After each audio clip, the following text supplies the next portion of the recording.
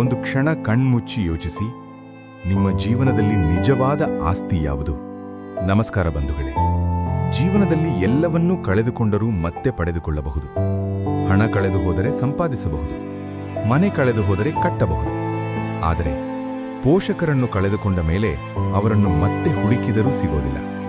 ಅವರು ಬದುಕಿರುವಾಗ ನಾವು ಬ್ಯುಸಿ ಅಂತ ದೂರವಾಗುತ್ತೇವೆ, ಅವರು ಕರೆದಾಗ ನಂತರ ಅಂತ ಹೇಳುತ್ತೇವೆ.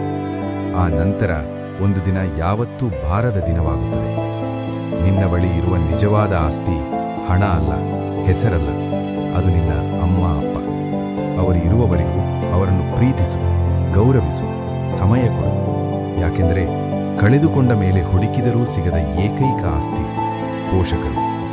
ಅವರು ಇರುವವರೆಗೂ ಅವರನ್ನು ಪ್ರೀತಿಸಿ, ಗೌರವಿಸಿ, ಸಮಯ ಕೊಡಿ. ಯಾಕೆಂದರೆ ಕಳೆದುಕೊಂಡ ಮೇಲೆ ಹುಡುಕಿದರೂ ಸಿಗೋದಿಲ್ಲ ಪೋಷಕರು.